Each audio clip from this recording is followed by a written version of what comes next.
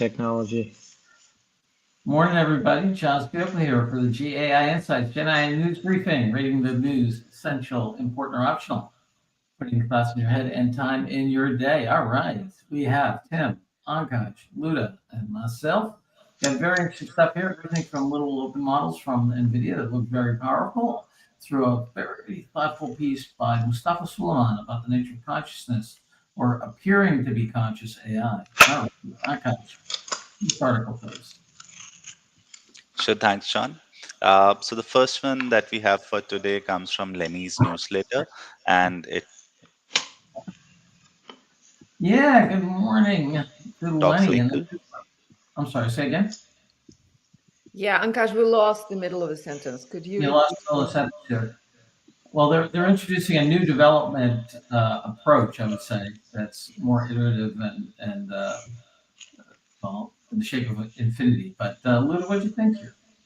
Yeah, so what this two folks propose is a development life cycle that is not very different from a regular software development life cycle that all of us have used in the past. The only difference really is that they focus on the fact that AI systems are not deterministic, and as a result, you need to test, retest, recalibrate all the time.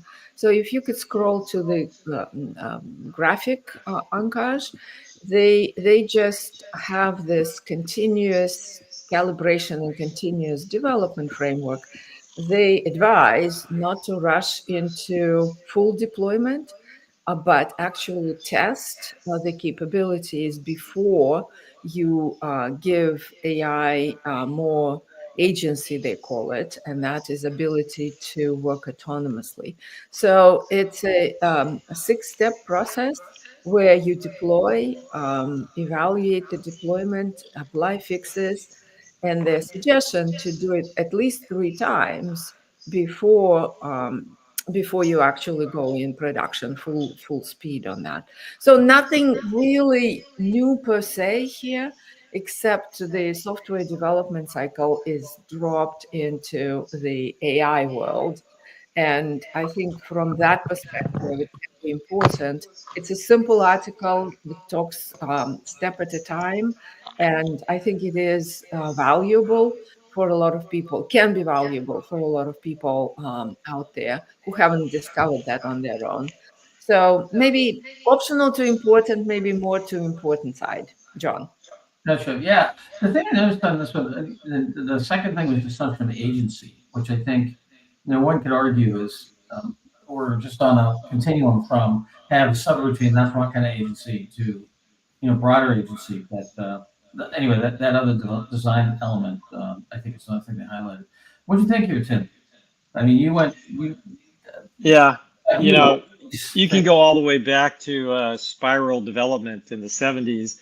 So there's some good thoughts in here. It has been adjusted to deal with non-deterministic systems and agency. Yeah. Luda, I don't think they were saying don't go into production. They were really making this trade-off of go into production with low agency, very low agency initially, because generally it's easier to test. And there's nothing wrong with that. I actually think that the right 2x2 might not be agency, but evaluation potential, because they gloss over that, which is the hardest problem.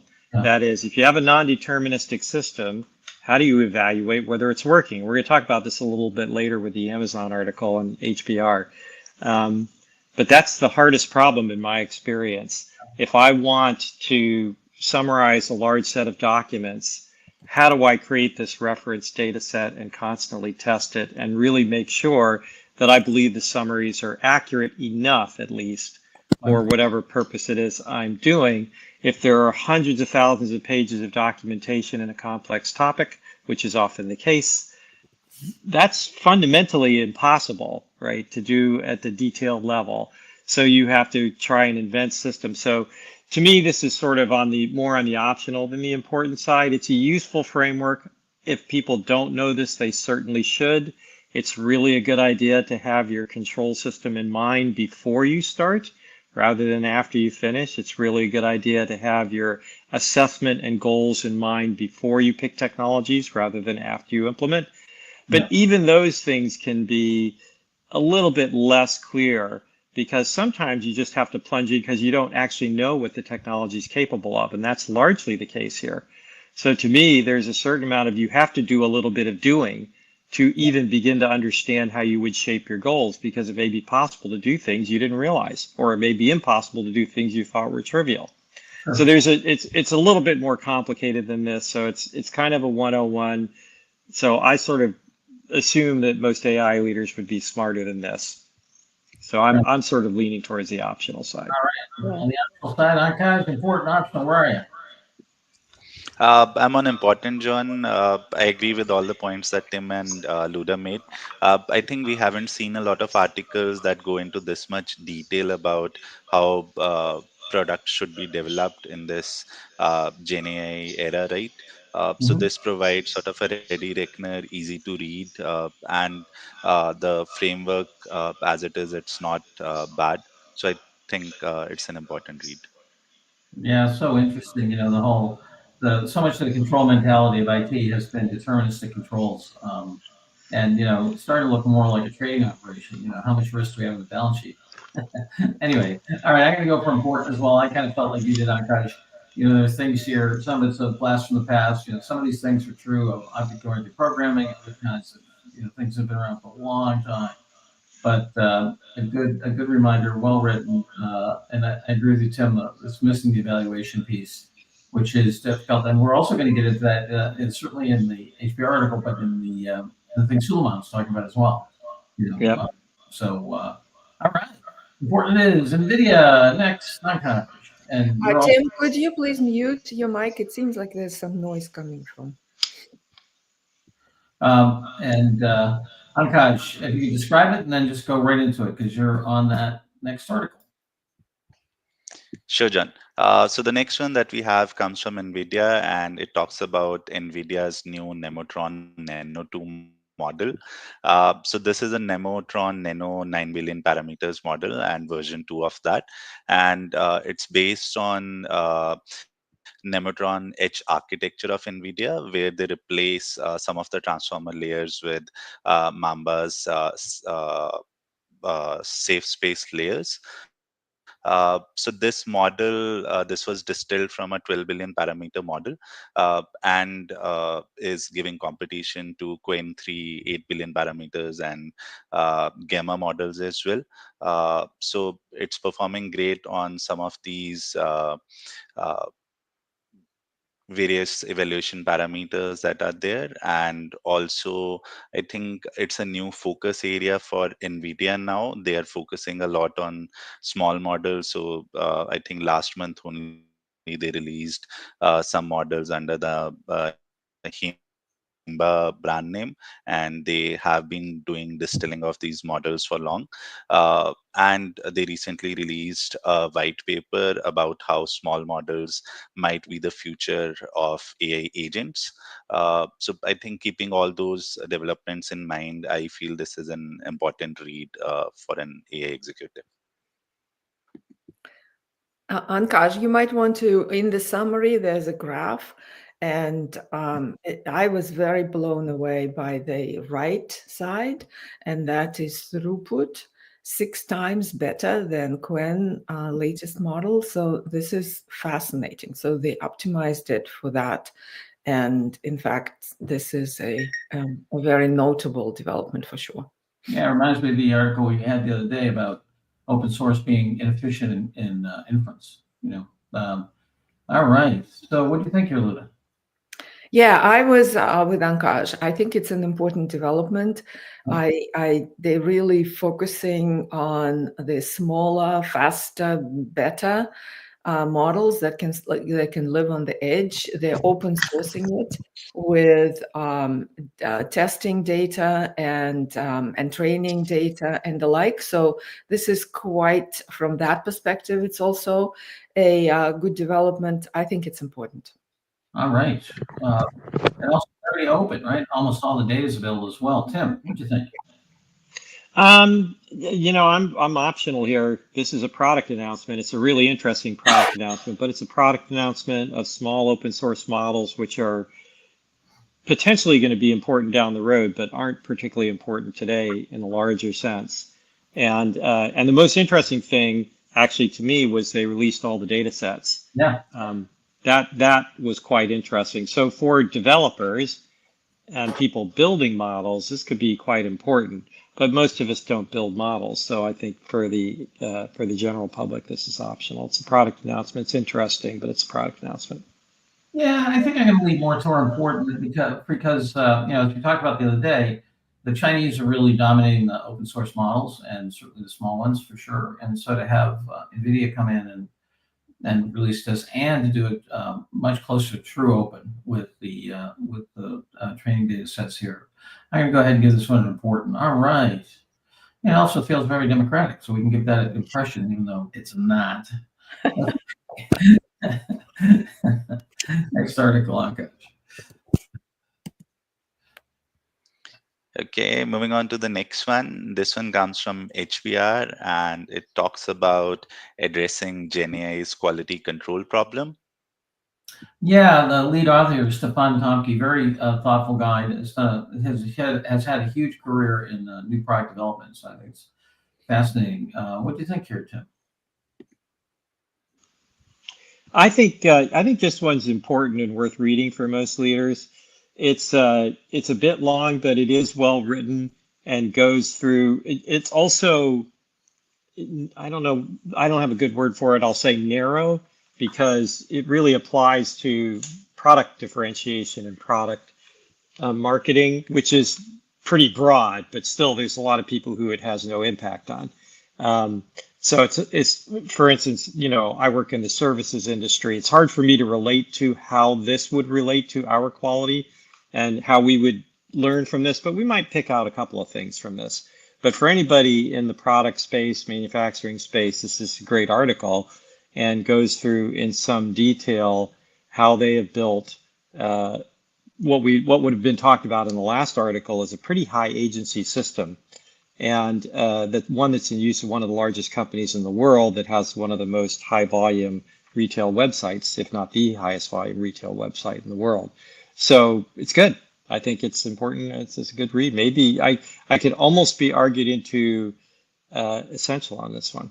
Big E coming up over the horizon. What do you think, Luda? Yeah, I was on Essential.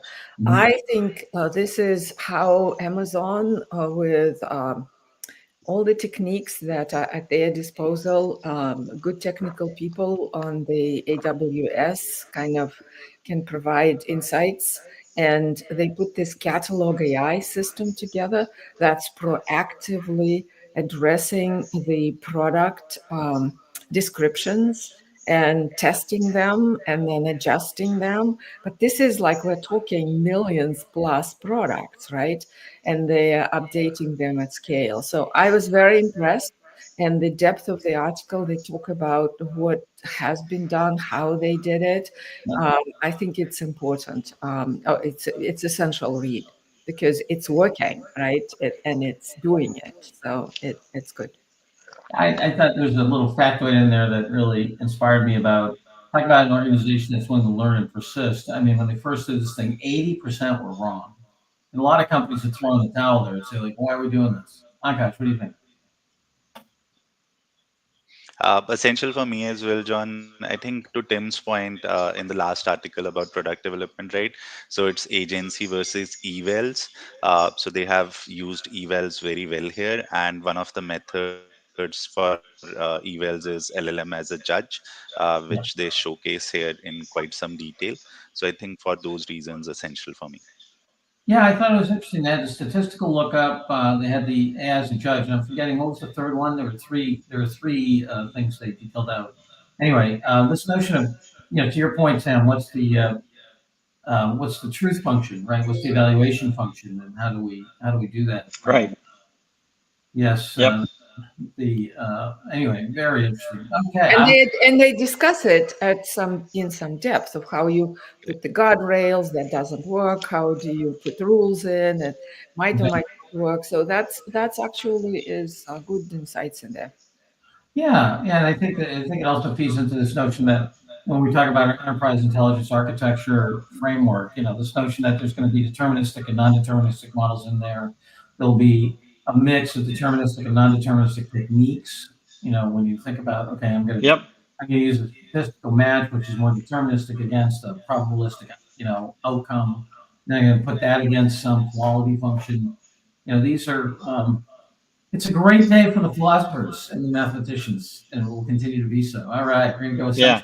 essential. The other thing that's worth mentioning is this is an example of, in my mind, the power of these systems to be able to try a lot of things, many, many, many more things than humans can possibly try. We've seen this in biological research and other areas. This is a big idea that people still struggle with, I think. They use the AI to imitate what a human can do, and humans have very limited short-term capabilities, 5 to 7 things, right? They're trying hundreds of thousands of things simultaneously, and that's a big deal, in my opinion. Yeah. And getting real-time data and then analyzing it and feeding it back. So it's really a powerful system. By the way, did you notice that the articles, and then we can talk about it at the end of the show, the articles are shifting more into nitty-gritty. Like we talked before about like areas of application, what take a year ago. Now it's into deeper quality. How does it work? Product development, evals, how do you optimize throughputs? It's different level of detail. It's fascinating. Yeah, I was happy to see this in HBR as a HBR person. Well, it's interesting, Luda. There's a fantastic book called Value Migration by Adrian Slowatsky that details how customer needs migrate over time. So, for example, when the personal computer came out, there were a bunch of retailers that were super helpful, right? Gateway had a retail thing, Sears had a big retail operation, CompUSA. And as the market gets more mature, the people knew kind of the stuff they went in and learned at retail, and then they went to Dell for configuration, and then Apple reintroduced it for a particular segment. But this notion of, as you say, the market is maturing from, hey, look, you can do this, to here's how you do it. Yeah. I would agree. All right, essential it is. Next, please. Okay, the next one that we have comes from CIO Magazine and talks about how Amplify Health leverages LLMs to elevate the human experience. Yes, Amplify Health here. What do you think, Luda? Yeah, so Amplify Health is a nonprofit with 15,000 folks, healthcare provider in, I think, Milwaukee, somewhere there, or Minnesota. So very much into, this is an article going through how they started using AI to equip the staff to do clinicians to take better care of patients.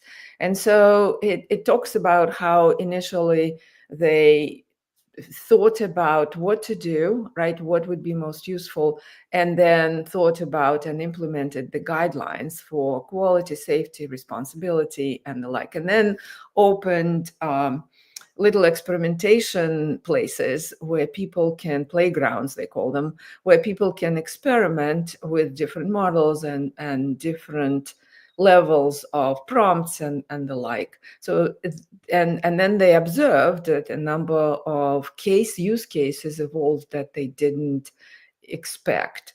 So a good read, but I don't know whether I would even go important. They observed that there is increase in productivity.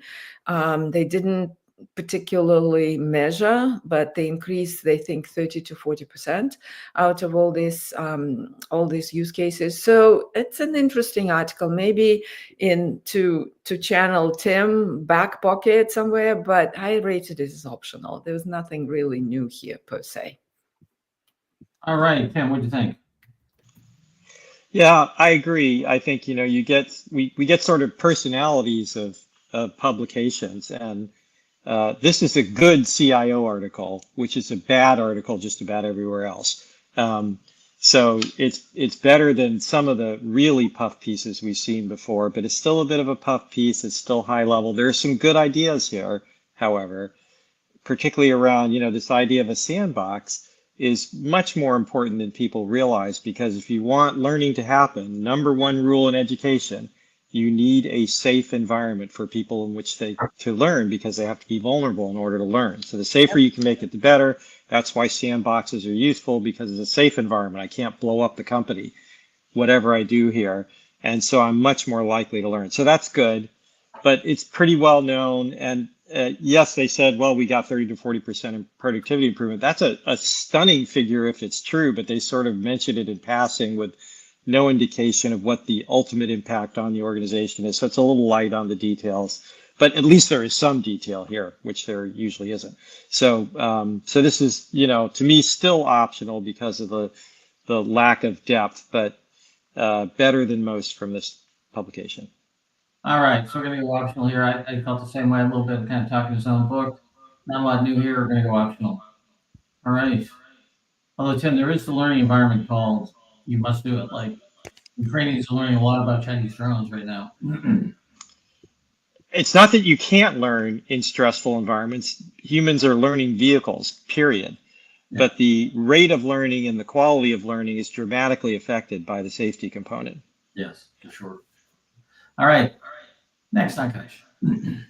Okay, the next one comes from Mustafa Suleiman, and he talks about why we must build AI for people and not to be a person. Yeah, you know, I'm both inspired and frustrated by this article. First, I like the way Mustafa, you know, writes, and in certain ways he's very thoughtful. But you know, in other ways he's very. Well, let me just talk a little bit about what the article's about. So the article is really saying, hey, it's going to be a natural. We already have the ability to create interactions with people using these models that look like they're seemingly conscious. And he is really hoping that people, he's saying that if we go for seemingly conscious and we allow people to start thinking that way, or we go down that road without debate, that one of the natural next implications will be that if they're conscious, they can have feelings. If they have feelings and they're being harmed, there's going to be a whole conversation about, do models and robots have rights? Stuff that, you know, guys like Asimov explored, you know, a couple lifetimes ago. Anyway, and he is very against the notion of us kind of flopping into seemingly conscious AI and attributing and going down a whole rat hole of, well, he would think it was a rat hole. Others would think it was a pioneering effort of rights and so forth for models. My challenge is, so that's cool, that's good, you know, okay. And, you know, he kind of talks around consciousness and he acknowledges the fact that we don't know what consciousness is.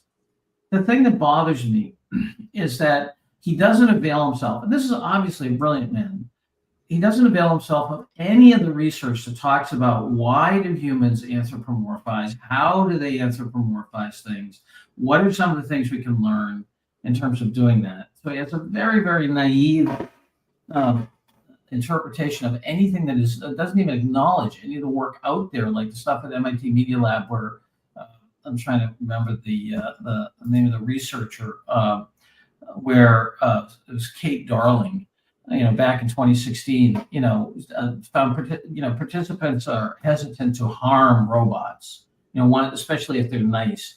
So I think that, and, you know, and Sherry Turkle, you know, years ago talked about simian cues, the notion of, you know, when you have the mirror neurons turning on when you're working with a computer, that, you know, you have much more emotion and empathy. So there's a bunch of research that talks about some of these issues, and he wants us not to design anything in this area. Well, for heaven's sakes, let's talk about some of the design variables. Let's not like float around about consciousness up here and agency. You know, my cynical part was saying what he wants to do is blunt an effort for robot rights, you know, before it happens, and that's what he's worried about, because it's going to constrain what he can do. But anyway, that's for my immigrant grandparents who all came from countries that run over on a regular basis, so they tended to cut the cards. Anyway, so I don't know kind of what to do. This is an important topic, well written by an important voice. I think poorly constructed. So I'm all over the place in this one. I could go anywhere from optional to essential would be hard. Optional to important. What do you think, Luda? Yeah, I was optional. I think this is a worry that he's putting on paper. We will go through this worry. Somebody will create this seemingly conscious with the personality and the like. It's going in there. The tools are already available. It's not going to be avoided by him writing about it. The question is, how do we deal with it? And we do in fact have research that that kind of has more depth to it that should be looked at in this sense. So I think it's like important topic for sure, but not sure that it tells you anything new really. So I was optional. It's funny. I think I'm going to write an essay about the Silicon Valley syndrome, which is when you get outside of engineering, computational software issues, they tend to have the same confidence they have in other areas and do a half-baked job of reinventing stuff that's known in other areas with great confidence. Yeah. And also influence because they can implement it in their models. Anyway, so what do you think here, Tim? Yeah, I had a similar reaction, John. Maybe even more strongly. Both the skeptic and me saying this person is just because he is a smart guy, and I do like his writing. I agree with both of those, but he is talking his book big time here, right? He is trying to put roadblocks in the way of innovation while he innovates in the comfortable environs of Microsoft. So that's one really cynical way of looking at this, and he may not consciously even believe that. This is the joy of consciousness, right? It's you know, go back and read The Jungle by Sinclair Lewis. It's a real insight into human psychology and how people can do terrible things and believe that they're doing the right thing. So it's hard to say, but I do also agree that this is the wrong argument. The genie's out of the bottle. Okay, people are already using. He says it, I think, even in here. Therapy is the #1 use, right? People already anthropomorphize. As you said, there's tons of research on why we anthropomorphize so much, why we want to be empathetic, how that is baked in literally to our DNA, and the implications that has for our interaction with other systems. And then there's this whole idea of, you know, Alan, our great friend Alan Kay gave a great speech many years ago, gave it several times, talking about really what science is the recognition that there's an out there and that we can never really be sure of it because we're always in here. And we can never really know anything as a result of that. All we can do is point. We can sort of gesture. Oh, that's a computer. Oh, that's a dog. Oh, that's a bird. And we can sort of semi-agree that those things seem to exist. But it's really difficult to prove. And science is the idea of trying to get better at that. Get better at distinguishing what's out there and what's stable and what's not. And that's been a huge amplifier of human capability and existence. Yes. And this sort of ignores all that. It just sort of ignores that entire set of work upon which all of our society is based, the Enlightenment kind of foundations of society. So to me, it was just a huge miss in terms of, well, what are you talking about here? You know, you're talking, if it can point at things, if it can do things, it's already there to a certain extent. And the real thing we need to grapple with is how do we interact with it?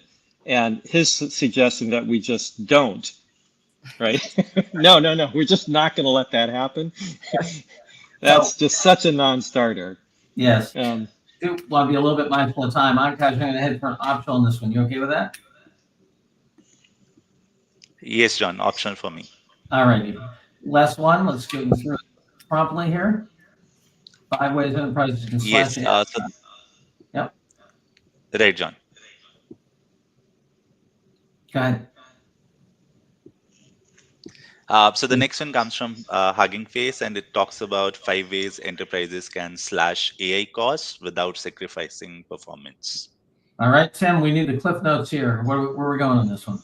I think this is important. It's a quick read, good points, people should pay attention. So I think this is, to me, I would give this an important because it just points out some simple things everyone should pay attention to, especially as we start to move more applications towards production where, cost and efficiency make a difference. All righty. I'm on board for important. Luda, how are you? Yeah, important. They point out things like in our enthusiasm to use these models, we're using it at where we don't need them, we don't need their capabilities. So be mindful of this, and practices like that is very important. Right. You don't use a front end loader to dig a garden ditch. Yeah. There you go. Or vice versa. The Right. credit for important. Important, John. All righty. Hey, one thing I think this points out is there's going to be a growing need for AI ops operations within IT organizations. That role is going to be very secure and growing. All right, Akash, while you get the top board together, any announcements? Luda, Tim, Akash.